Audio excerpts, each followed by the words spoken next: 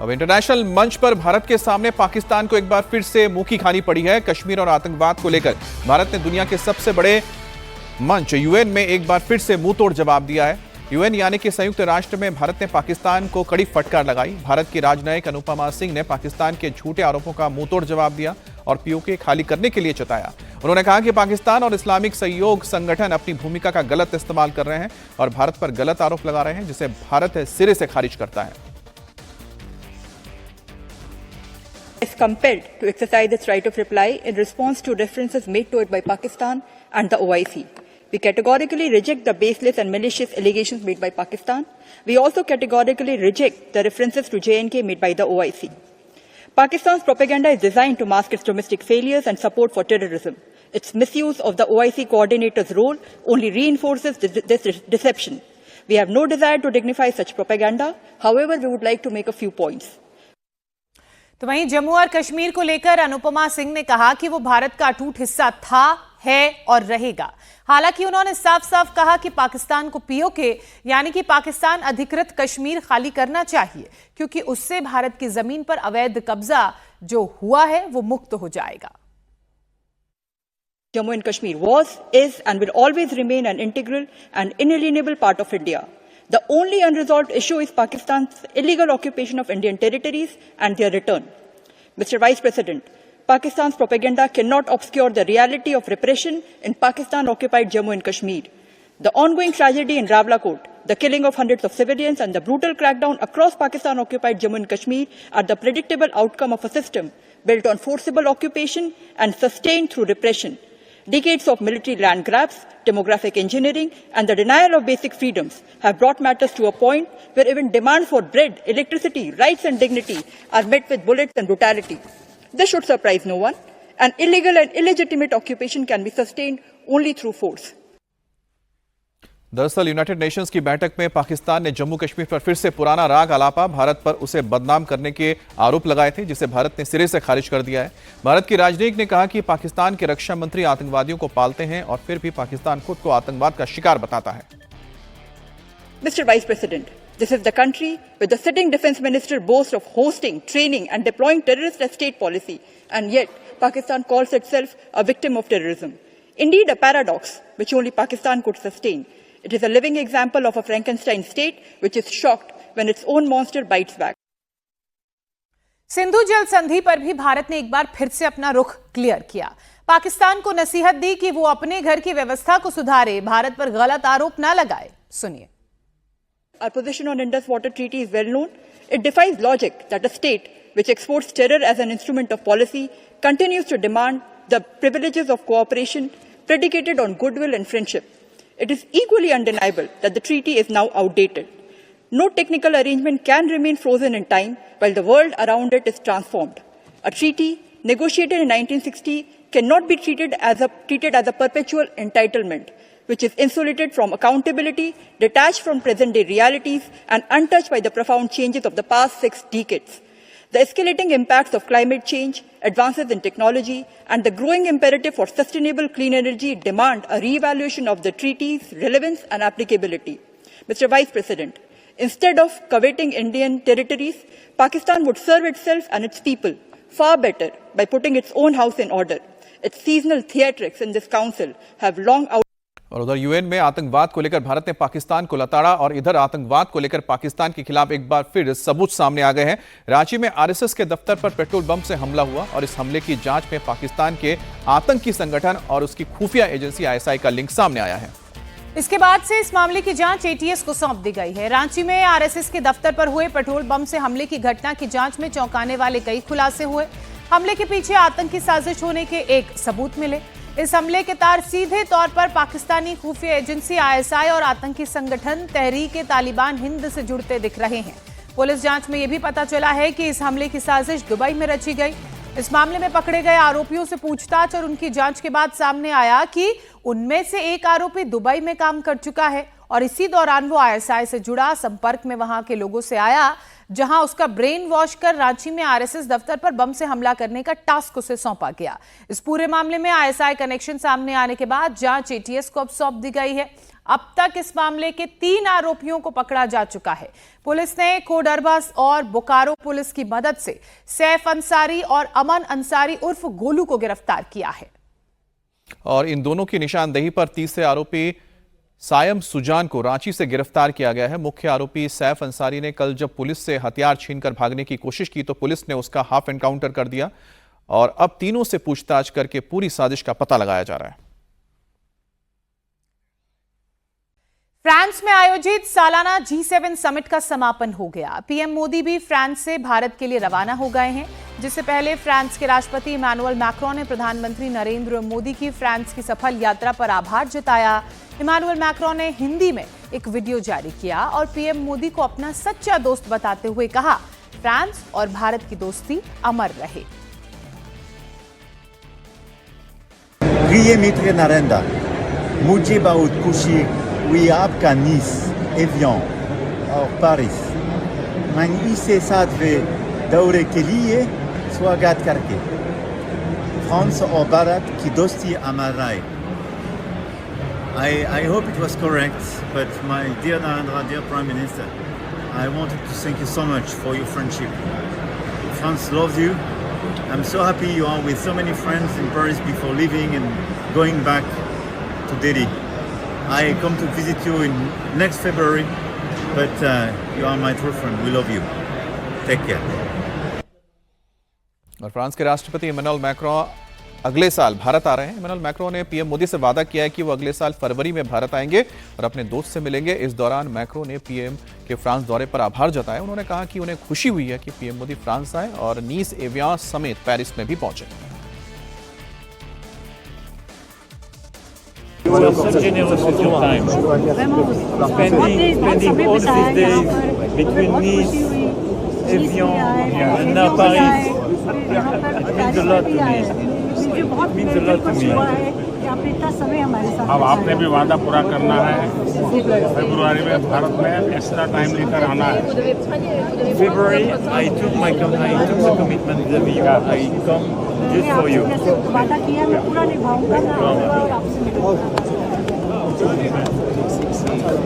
Thank you, Nana. Thank you. Take care. खबरों में आगे बढ़ते हैं और अब बात अयोध्या के राम मंदिर में चढ़ावा चोरी की, जिसकी जांच एसआईटी ने तेज कर दी है। इस मामले में एसआईटी 40 से ज्यादा लोगों से अब तक पूछताछ कर चुकी है और आज भी जांच एसआईटी की तरफ से होने वाली है। चढ़ावा चोरी की जांच के बीच आज मुख्यमंत्री योगी आदित्यनाथ भी अयोध्या पहुंच रहे हैं। दोपहर अयोध्या में पहुंचने के बाद सीएम हर बार की तरह पहले हनुमानगढ़ी जाएंगे, दर्शन पूजन करेंगे और फिर वो राम मंदिर परिसर जाएंगे और रामलला के दर्शन करेंगे। सीएम योगी इस अयोध्या दौरे में एक अलग बात होगी, वो ये कि उनके अयोध्या प्रवास के दौरान राम जन्मभूमि तीर्थ क्षेत्र ट्रस्ट के महासचिव चंपत राय सीएम योगी के साथ मौजूद नहीं रहेंगे, क्योंकि उन्हें डीएम की ओर से नोटिस जारी करके उनकी जगह किसी और को भेजने के लिए कहा गया है। दूसरी ओर चढ़ावा चोरी पर राम मंदिर ट्रस्ट को आरजेडी सांसद सुधाकर सिंह ने नोटिस भेजा है। दान और खर्च का पूरा हिसाब भी मांगा है, जिसे लेकर सियासत भी तेज हो गई है।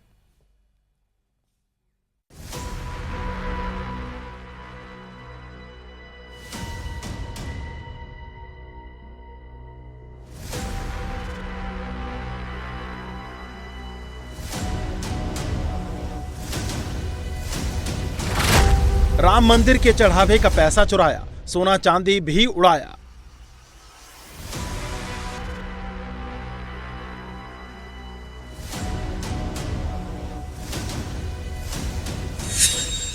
दर्शनार्थी श्रद्धालु भावनात्मक एक तरीके से प्रेरित होकर अपनी अंगूठी निकाली, उन्होंने उस दान पात्र में डाल दिया।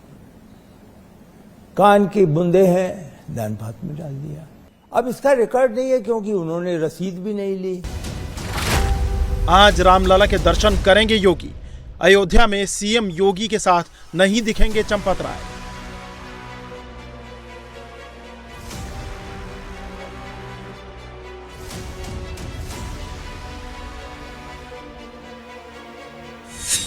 जनरल सेक्रेटरी साहब जो हमारे हैं ट्रस्ट के, श्री चंपत राय जी, मैं कभी भी उनके निष्ठा पर सवाल नहीं उठाऊंगा।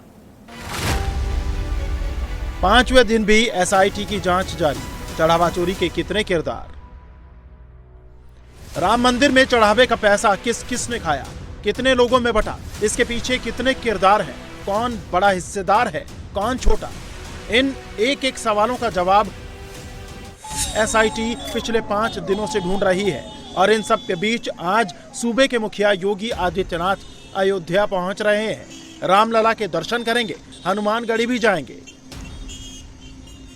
अब सीएम अयोध्या में रहेंगे तो जाहिर है मंदिर में चढ़ावा चोरी की जांच को लेकर वो एक एक जानकारी लेंगे। सीएम योगी दोपहर 2:55 पर राम कथा पार्क हेलीपैड पहुंचेंगे। 3 बजे हनुमानगढ़ी का दर्शन पूजन करेंगे और इसके बाद राम मंदिर परिसर पहुंचकर रामलला के दर्शन पूजन करेंगे। सीएम राम मंदिर ट्रस्ट के अध्यक्ष महंत नृत्य गोपाल दास के जन्मोत्सव कार्यक्रम में शामिल होंगे और करीब 5:10 पर रामायण वैक्स म्यूजियम का उद्घाटन करेंगे। लेकिन हैरानी की बात यह है कि इन सभी कार्यक्रम से श्री राम जन्मभूमि तीर्थ क्षेत्र के महासचिव चंपत राय दूर रहेंगे और इसके लिए बाकायदा उन्हें नोटिस जारी किया गया है। अयोध्या के डीएम की तरफ से जारी नोटिस में लिखा है कि चंपत राय मुख्यमंत्री योगी के दर्शन पूजन के इंतजाम में शामिल नहीं होंगे। पॉइंट नंबर 29 में साफ लिखा है कि चंपत राय अपने स्तर पर किसी व्यक्ति को नामित करें और उसकी जानकारी मंदिर मजिस्ट्रेट को दें। यानी संदेश एकदम साफ है कि चंपत राय योगी आदित्यनाथ के साथ ना दिखें और ऐसा इसीलिए क्योंकि चढ़ावा चोरी की जांच में एसआईटी चंपत राय से भी पूछताछ कर चुकी है। हालांकि मंदिर निर्माण समिति के अध्यक्ष नृपेंद्र मिश्रा का कहना है कि चंपत राय की नीयत पर, उनकी निष्ठा पर कोई शक नहीं कर सकता, लेकिन निगरानी में उनसे चूक हुई है।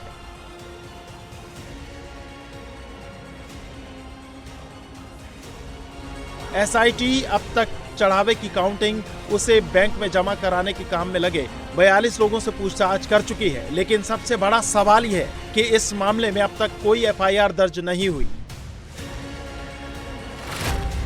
श्री राम जन्मभूमि तीर्थ क्षेत्र ट्रस्ट के महासचिव चंपत राय से 2 बार पूछताछ हो चुकी है।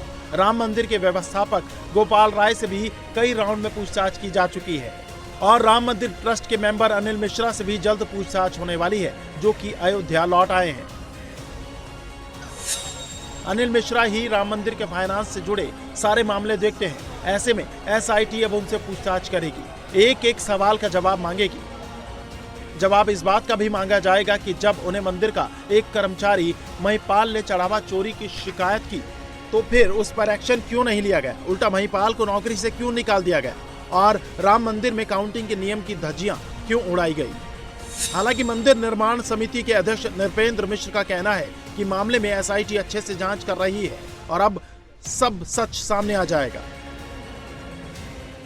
ने यह जानकारी अलग से की कि मासिक धनराशि पिछले 3 वर्षों में कितनी आई।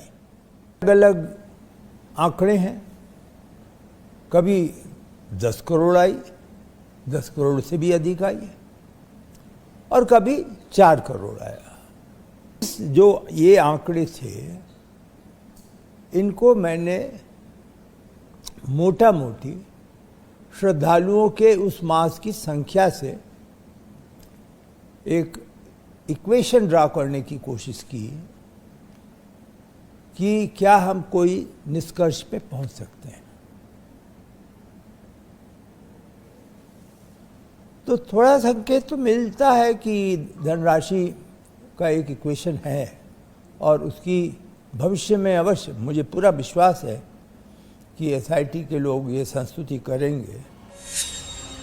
1 अप्रैल 2025 से 28 फरवरी 2026 तक ट्रस्ट को कुल 83 करोड़ का दान मिला, जो जानकारी राम मंदिर ट्रस्ट की इस साल 21 मार्च को हुई मीटिंग में बताया गया। मीटिंग में पिछले साल के चढ़ावे और खर्चे का ब्यौरा रखा गया, जिसके मुताबिक 55 करोड़ रुपए दान पात्र में आए, 18 करोड़ रुपए काउंटर पर पर्ची कटवाकर भक्तों ने दिए, 8 करोड़ का ऑनलाइन चढ़ावा आया, 8 करोड़ अन्य तरीकों से मिले, जबकि विदेशों से 78 लाख रुपए का चढ़ावा आया। इस चढ़ावे के अलावा सोने चांदी के गहने और रत्न भी आए, लेकिन जो सोना चांदी दान पात्र में डाला गया उसका कोई रिकॉर्ड नहीं है। हैरानी की बात यह है कि 11 महीनों में कुल 16 करोड़ भक्तों ने रामलला के दर्शन किए।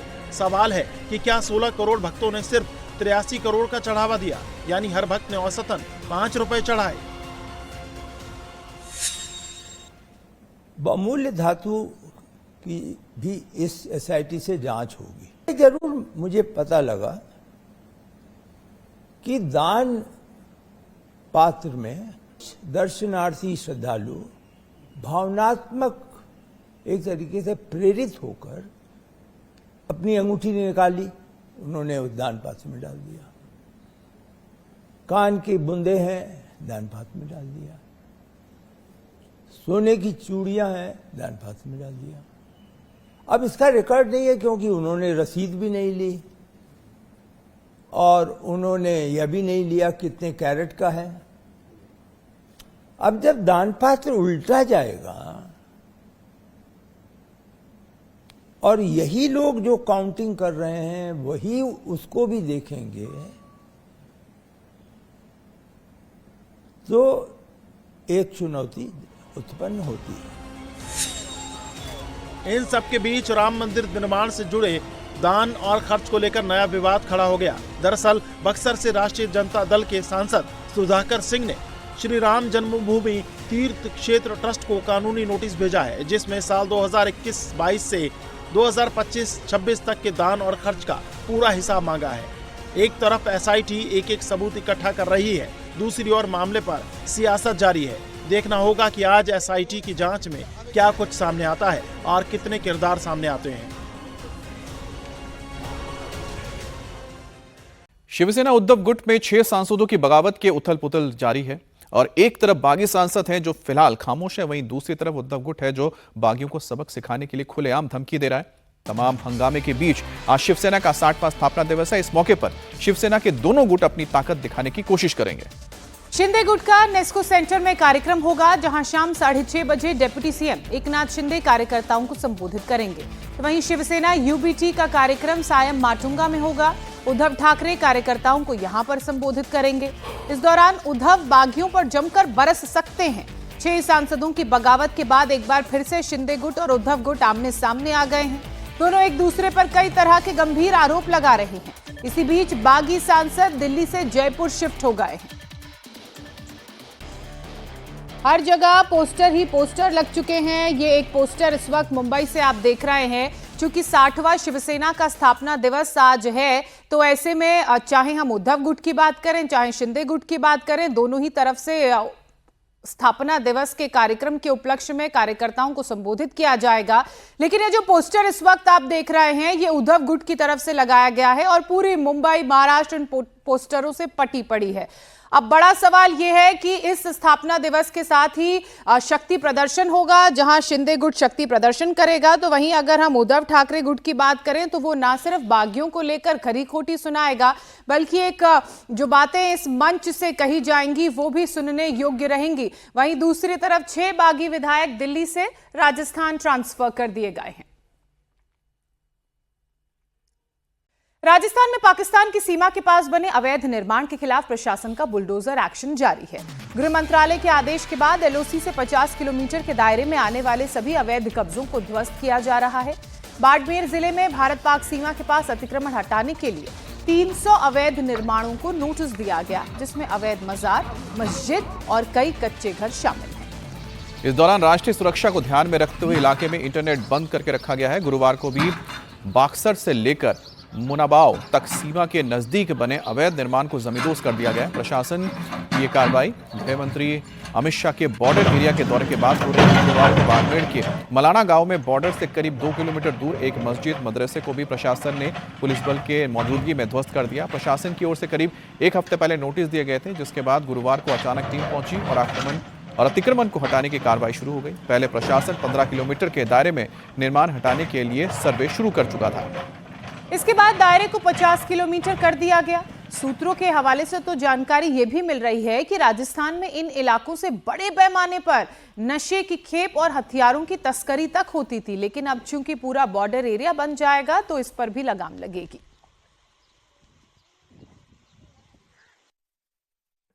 सदियों से, पीढ़ियों से जिसने हमको पाला, पोसा, सुरक्षित रखा, वो जाल आज देश के लिए, देश की सुरक्षा के लिए बाधक बन रही है। ये आज जो कार्रवाई हुई उससे हमारे को संदेश दिया जा रहा है, जो टाके हमारे इकलौते जिंदा रहने के लिए माध्यम थे, वो टाके हम लोगों के लिए, राष्ट्रीय सुरक्षा के लिए बाधक बन रहे हैं। ये हमें संदेश दिया जा रहा है। तो हम क्या समझें? जो हमको समझ में आ रहा है वो बाड़मेर जिले के तमाम नागरिकों और इस देश को हम बताना चाहते हैं, इस कार्रवाई से हमें ये संदेश दिया जा रहा है, सीमाएं तो निर्धारित करना सरकार के अधिकार क्षेत्र में, 15 किलोमीटर जिस समय उनको महसूस हुआ उन्होंने सीमा निर्धारित करी, 50 किलोमीटर की सीमा उन्होंने निर्धारित करी, कर पूरा जिला निर्धारण करने का भी अधिकार उनको है और पूरा देश का निर्धारण करने का भी अधिकार सरकार के पास है।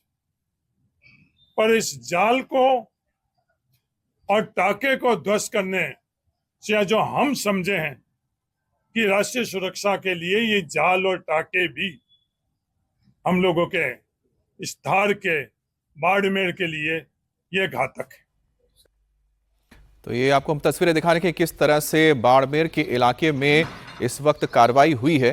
दरअसल बॉर्डर के बहुत ही नज़दीक यहाँ पर मदरसे और अवैध निर्माण बनाए गए थे। अब इनकी सर्वे के बाद इनको उठाने का ऑर्डर दिया गया था, जिसके बाद बड़ी तादाद में पुलिस फोर्स के साथ यहाँ पर प्रशासन पहुंचे और इन अवैध और देश की सुरक्षा के लिए खतरा इन्हें मानते हुए ढा दिया गया, क्योंकि इस इलाके से बड़ी तादाद में ड्रग्स और हथियारों की तस्करी हो रही थी। अब बात करेंगे सुरक्षा से जुड़ी एक और खबर की, जहां प्रतिरक्षा ऐप अब गुजरात पुलिस की मदद करने वाला है। दरअसल ये ऐप राज्य में अवैध प्रवासियों, खासकर बांग्लादेशी और रोहिंग्याओं की पहचान करने, उन्हें पकड़ने में मदद करेगा। जानकारी के मुताबिक ये अवैध घुसपैठियों की तुरंत पहचान कर लेगा। पुलिस या सुरक्षा बल के जवान किसी भी संदिग्ध व्यक्ति की तस्वीर सीधे इस ऐप पर अपलोड करते हैं। ये ऐप सीधे आधार डेटाबेस से जुड़कर फोटो या बायोमेट्रिक के जरिए व्यक्ति की तुरंत पुष्टि करेगी। प्रतिरक्षा ऐप गुजरात पुलिस की अब मदद करेगी। इस डिजिटल एप्लीकेशन के जरिए पुलिस को ये पता लगाने में, पहचानने में आसानी होगी कि अवैध प्रवासी कोई व्यक्ति है या नहीं।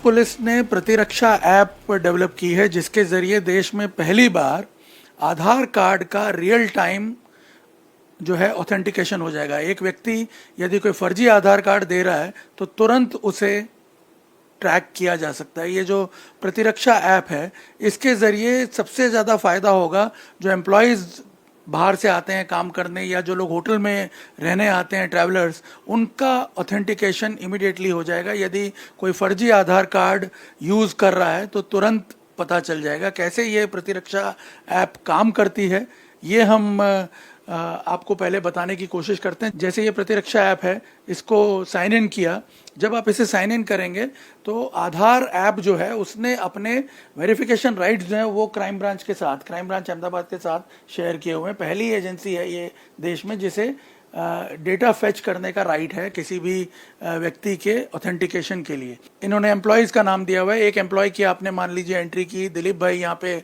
हमारे साथ हैं, वो अपनी एंट्री यहाँ पे कर रहे हैं। यहाँ पे अगर आप देखेंगे तो मैं अगर अपना फेस ब्लिंक कर रहा हूँ, आईज ब्लिंक करके यहाँ पे अगर जब मैं करूँगा तो यहाँ देखिए क्या आ रहा है, फेस वेरिफिकेशन नहीं हुआ और यहाँ पे कोई आप देखिए सिग्नल जो है वो नहीं आएगा। यदि कोई गलत आदमी कोई फर्जी आधार कार्ड यूज कर रहा है तो वो तुरंत पकड़ा जाएगा। जॉइंट सीपी क्राइम ब्रांच शरद सिंघल के मुताबिक ये ऐप काफी मददगार साबित होगी और जांच के दौरान जिस भी शख्स की पहचान नहीं हो पाएगी उस पर तुरंत एक्शन हो सकता है। 29 जनवरी 2026 को ये न्यू आधार ऐप लॉन्च की गई। अभी तक एम आधार थी पर वो बेसिकली एक डिजिटाइजेशन ऑफ आधार कार्ड था, बट ये काफ़ी सारे न्यू फीचर्स, ऑथेंटिकेशन नहीं था, बट ये अब लाइव है जो डाटाबेस आधार का उनके साथ। और आधार एक चीज़ लेके आया कि कंसेंट बेस्ड, अगर यूज़र मैं खुद हूँ और मेरे कंसेंट से कि मेरे इस आधार ऐप का डाटा मैं कुछ ऐसी चीज़ों में शेयर कर सकता हूँ कि जैसे आप होटल में गए और होटल वालों को आपके आधार की इन्फॉर्मेशन चाहिए, डिटेल्स चाहिए, तो वहाँ आप जो वो होटल में एक बार कोड रहेगा उसको स्कैन करेंगे आपके आधार ऐप से, और फिर आपके पास एक OTP और फेस रिकॉग्निशन का ऑप्शन आएगा। तो आप जैसे ही करेंगे तो आपका डाटा होटल में ऑटोमेटिकली शेयर हो जाएगा। अगर आप खाने पीने के शौकीन हैं तो सावधान हो जाइए, क्योंकि जिन खाने पीने के सामान को आप बड़े स्वाद के साथ खाते हैं आपकी सेहत को वो बिगाड़ सकता है। बाजार में खुलेआम बिकने वाले खाने पीने के सामान आपको अस्पताल पहुंचाने के लिए काफी हैं। गुरुवार को FSSAI ने दिल्ली, हैदराबाद, जयपुर में बड़ी कार्रवाई करते हुए भारी मात्रा में खाने पीने की मिलावटी चीजों को जब्त किया है। मिलावटखोर माफिया आपकी सेहत के साथ किस तरह से खिलवाड़ कर रहे हैं ये आपको हम बता रहे हैं। तो दिल्ली, हैदराबाद, जयपुर की तस्वीरें आप देख रहे हैं। FSSAI के अधिकारी उन ठिकानों पर पहुंचे जहां पर मिलावटखोरी हो रही थी या फिर खाने पीने की चीजें जो मिलावटी थी वो रखी गई थी। FSSAI ने दिल्ली के द्वारका के धुलसिरस गांव में छापेमारी के दौरान करीब 1020 लीटर मिलावटी तेल, 1500 लीटर मिलावटी घी बरामद किया। वहीं हरियाणा के सोनीपत स्थित MS बालाजी फूड प्रोडक्ट्स से 4000 लीटर मिलावटी घी जब्त किया गया। FSSAI के मुताबिक ये लोग बिना वैध FSSAI लाइसेंस और जरूरी लेबलिंग के प्रीमियम देसी घी बेचे जाने का प्रचार कर रहे थे, जिस पर कार्रवाई करते हुए इसे जब्त कर लिया गया। वहीं जयपुर में सॉस और मेयोनीज बनाने की नकली फैक्ट्री का खुलासा हुआ है। यहां पर गौर नखरियान इलाके में नेचुरल ब्रांड के नाम से सॉस और मेयोनीज बनाई जा रही थी। खाद्य विभाग की टीम ने जब यहां पर छापेमारी की तो बहुत ही खराब स्थिति में यहां पर 2280 किलो खाद्य सामग्री मिली। इस दौरान टीम को फैक्ट्री में सॉस बनाने का सामान अनहाइजेनिक हालत में रखा हुआ मिला और साथ ही स्टार्च और सॉस में कीड़े मिले हैं, जिसे बाद में खाद्य विभाग ने कार्रवाई करते हुए 1400 किलो सॉस और मेयोनीज नष्ट किए। इसके साथ ही फैक्ट्री का लाइसेंस भी सस्पेंड किया गया। हैदराबाद में भी इसी तरह की कार्रवाई को अंजाम दिया गया। मिलावटखोरों के खिलाफ बड़ा एक्शन हुआ। खाद्य विभाग और पुलिस ने छापेमारी करके 825 किलो मिलावटी पनीर यहां से बरामद किया। इस दौरान 45 आउटलेट और 4 प्रोसेसिंग यूनिट्स पर भी छापेमार कार्रवाई की गई। जांच के दौरान खाद्य विभाग को मौके से भारी मात्रा में फर्जी लेबलिंग मिली। मिलावटखोर बिना सही जानकारी दिए पनीर, मलाई पनीर और मिल्क पनीर बेच रहे थे। जांच में खुलासा हुआ है कि मिलावटखोर माफिया कर्नाटक, तमिलनाडु, महाराष्ट्र और आंध्र प्रदेश से चीज एनालॉग खरीद रहे हैं और इसे पनीर के तौर पर फिर बेच रहे हैं। हमारे ऑब्जर्वेशन ऐसे भी थे, ये चीज़ एनालॉग पनीर जो भी पैकिंग करते हैं उसमें भी वो कोई भी अगर प्रोडक्ट पैकिंग किया तो उस पर मैन्युफैक्चरिंग का कंपनी का नाम होना, मैन्युफैक्चरिंग का एड्रेस होना, उसमें एक्सपायरी डेट, मैन्युफैक्चरिंग डेट होना। बट कुछ यूनिट वाले ये से पैकिंग कर रहे हैं और उसमें मैन्युफैक्चरिंग कंपनी का नाम, उसका एड्रेस वगैरह मेंशन नहीं कर रहे। तो ये भी हमने कुछ लोगों के पास वायलेशन देखा है। कुछ रिटेल शॉप वाले यही चीज़ एनालॉग पनीर परचेस करके वहाँ पे शॉप में फिर से रीपैकिंग करते हैं और उसके ऊपर प्रीमियम पनीर, फ्रेश फार्म पनीर करके बेचते हैं। तो उनको भी ऐसे रीपैकेजिंग करना और मिसगाइड करना अलाउड नहीं है। तो ऐसे भी हमारे ऑब्जर्वेशन थे। तो हमने पूरा ऑलमोस्ट 80 शॉप पे कल ये रेड किया और सभी का मटेरियल सीज किया। बड़ी खबर कर्नाटक के बेलगावी से है, जहां पर चिकोडी के गुरुवारपेट इलाके में कपड़े की दुकान में भीषण आग लग गई। आग की चपेट में आने से लाखों रुपए के कपड़े और सामान जलकर खाक हो गया। तो गनीमत इस बात की रही कि घटना के समय दुकान में मौजूद सभी कर्मचारी वक्त से बाहर निकल आए, वरना एक बड़ा हादसा, बड़ी अनहोनी हो सकती थी। कड़ी मशक्कत के बाद फायर ब्रिगेड की टीम ने इस आग पर काबू पाया। आग किन वजहों से लगी है उसकी जांच की जा रही है। यूपी के संत कबीर नगर में छेड़खानी का विरोध करने पर एक युवक की धारदार हथियार से गला रेतकर हत्या कर दी गई। वारदात के बाद से समुदाय विशेष का आरोपी फरार है। तो वहीं घटना से गुस्साए मृतक आनंद के परिजनों और ग्रामीणों ने सड़क पर शव रखकर जाम किया, हंगामा किया। इलाके में इसी तनाव को देखते हुए भारी पुलिस को तैनात किया गया। फिलहाल पुलिस ने लोगों को समझा बुझाकर शव को पोस्टमार्टम के लिए भेज दिया है। इस वक्त की खबर आपको बता दें, पंजाब पुलिस ने बड़ी कार्रवाई करते हुए मलेशिया से 2 आरोपियों को भारत लाने की प्रक्रिया शुरू की और उन्हें लाया गया है। खालिस्तान जिंदाबाद फोर्स के आरोपियों को भारत लाया गया है। केंद्रीय एजेंसियों, मलेशिया पुलिस की मदद से ये संभव हो पाया। पंजाब के कई मामलों में ये दोनों आरोपी वांटेड थे। दोनों मलेशिया में बैठकर KZF के लिए काम किया करते थे। कहां दुकानदारों के विवाद में जलती लकड़ी से जानलेवा अटैक कर दिया गया। बहादुर बेटियों ने कैसे बीच सड़क मनचले को सिखाया सबक। पहाड़ पर आए लैंडस्लाइड से कैसे हाईवे पर मच गई चीख पुकार। नॉनस्टॉप अंदाज में देखिए सुपर एक्शन से भरपूर खबरें।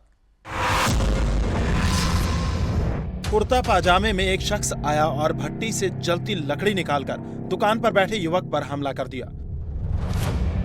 देखिए कितनी बेरहमी से इस शख्स ने युवक पर जलती लकड़ी से हमला कर दिया। अचानक हुए हमले से दुकान पर बैठा युवक हक्का बक्का रह गया। वो कुछ समझ पाता तब तक हमलावर उसके साथ गाली गलौज करने लगा।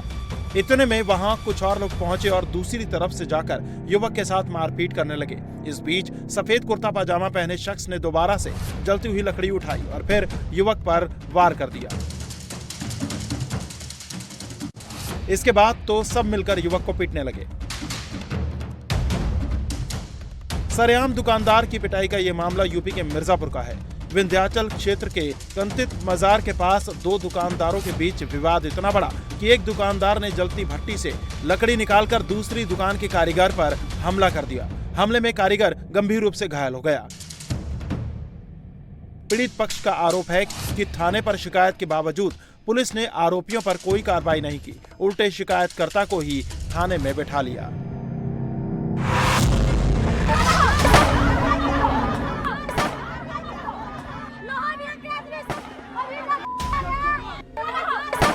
पहले बदमाश ने गोली चलाई, फिर पिस्टल अपने साथी को थमाकर बाइक पर बैठ गया।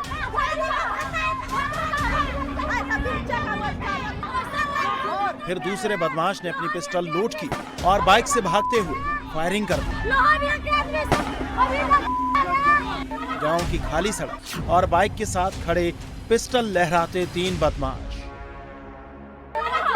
सामने तीनों बदमाश पिस्टल लहरा रहे थे तो दूसरी तरफ से लोगों के शोर की आवाज आ रही थी जो तीनों बदमाशों को ललकार रही थी।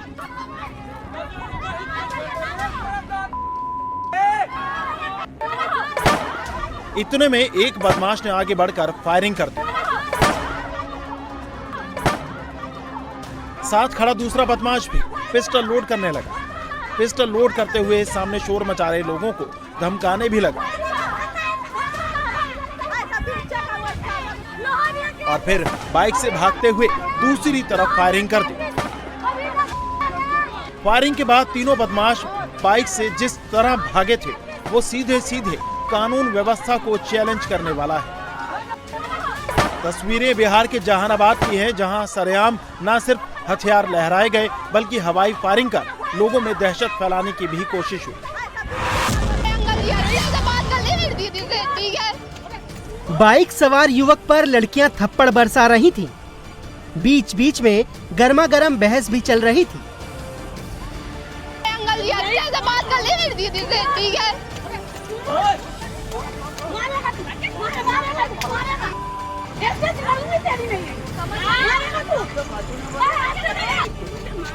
तभी एक लड़की ने युवक को बाइक से नीचे खींच लिया और फिर शुरू हुई उसकी जमकर धुनाई।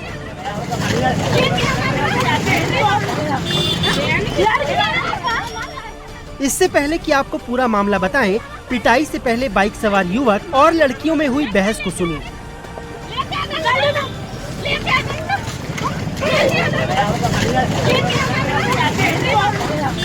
ये भैया ओए अंकल जी अच्छे से बात कर ले दीदी से, ठीक है?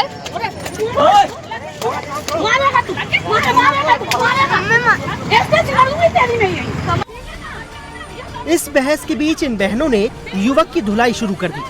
बाइक सवार युवक बातचीत के दौरान लड़कियों से अभद्र भाषा में बात कर रहा था। उसकी जबान भी लड़खड़ा रही थी।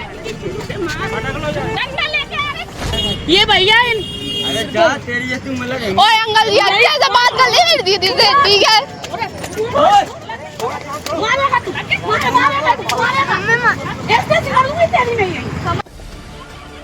दरअसल जिस युवक की पिटाई हुई वो एक बच्ची का पीछा करने और उससे छेड़खानी करने का आरोपी है और उसे सबक सिखाने वाली 4 लड़कियां पास में वफल काउंटर लगाने वाली बहनें हैं।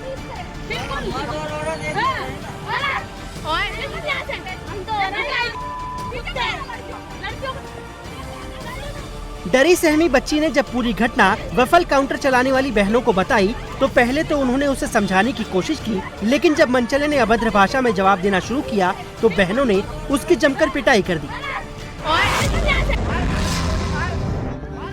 आगे आगे राइफल लिए शख्स और उसके पीछे पीछे चल रही लोगों की भीड़। हुजूम में पुरुषों के साथ साथ महिलाएं भी थी। कुछ लोग गाली गलौज कर रहे थे तो कुछ राइफल वाले को गोली चलाने के लिए उकसा रहे थे। मार गोली, गोली मार, मार गोली, मार गोली, गोली मार, गोली, गोली मारो, मार गोली, मारो, मार दे। सोशल मीडिया पर वायरल इस वीडियो का दूसरा एंगल भी देखिए। पहले जहां भीड़ इस दबंग को गोली मारने के लिए उकसा रही थी तो वहीं दूसरी तरफ इस भीड़ ने दबंग से राइफल छीनने की कोशिश भी की, उसके साथ धक्का मुक्की की। मार गोली, गोली मार, मार गोली, मार गोली, गोली मार, गोली, गोली मारो, मार गोली, मारो, मार दे। सरेआम राइफल लहराने की ये तस्वीर यूपी के फर्रुखाबाद की है, जहां राइफल लिए चल रहे इस दबंग पर एक महिला से गाली गलौज करने और जान से मारने की धमकी देने का आरोप है। बताया जा रहा है कि जिस वक्त दबंग महिला के घर पहुंचा उस वक्त उसके घर पर कोई नहीं था। महिला ने फोन कर अपने पति को बुलाया। उसके बाद जो कुछ हुआ वो इन तस्वीरों में कैद हो गया। दरअसल महिला पक्ष और दबंगों के बीच किसी बात को लेकर विवाद हुआ। पीड़ित महिला थाने में रिपोर्ट दर्ज कराने जा रही थी, तभी ये शख्स राइफल लेकर वहां पहुंच गया और फिर ये बवाल हो गया। गांव वालों ने खुलेआम हथियार का प्रदर्शन कर रहे दबंग का वीडियो बना लिया। अब पुलिस मामले की जांच कर रही है।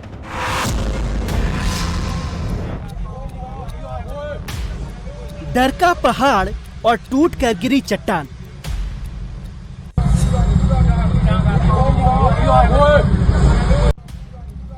पहाड़ पर लैंडस्लाइड हुआ और एक झटके में हजारों टन मलबा पहाड़ से टूटकर हाईवे पर आ गया। हाईवे पर सामने गाड़ियों का काफिला खड़ा है और इससे कुछ ही दूरी पर यह लैंडस्लाइड हुआ।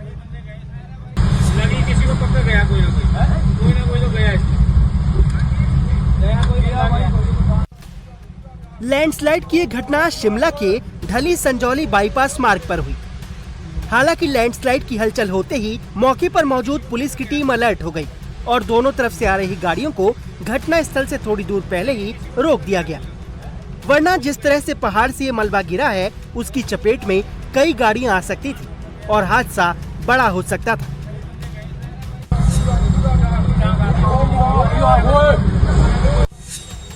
गाड़ियों को कुछ दूरी पर ही रोक दिया गया था। बावजूद इसके वहां मौजूद लोगों को आशंका है कि मलबे की चपेट में कुछ लोग आ गए हैं। लैंडस्लाइड का वीडियो बनाने वाले इस बारे में बात करते सुने गए।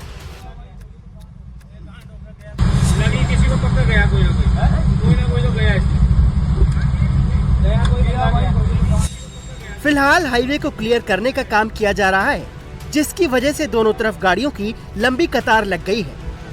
फिलहाल प्रशासन की तरफ से लोगों को तब तक इस मार्ग को अवॉइड करने की अपील की गई है जब तक इसे पूरी तरह से क्लियर नहीं कर दिया जाता। गली में खड़े 5-6 बदमाश एक घर पर ताबड़तोड़ ईंट पत्थर फेंक रहे थे। जो हाथ में आ रहा था वही उठाकर हमला कर रहे थे। इसी बीच घर से बाहर अचानक चीखती हुई एक महिला निकली। बाहर निकलते ही वो बदमाशों से हमला न करने की गुहार लगाने लगी।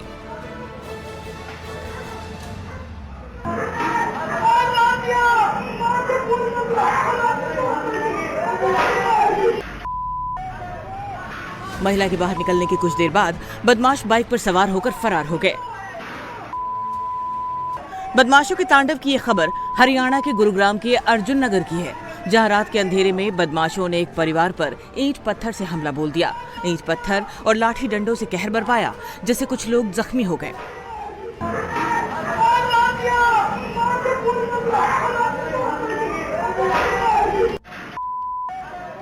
जानकारी के मुताबिक बदमाशों ने घर की महिलाओं के साथ मारपीट भी की। किसी तरह पीड़ित परिवार ने मेन गेट बंद कर अपनी जान बचाई। हालांकि हमले के कारणों का अभी तक पता नहीं चल सका है। ये पूरी वारदात सीसीटीवी में कैद हो गई। पीड़ित परिवार ने पुलिस में शिकायत दर्ज करा दी है।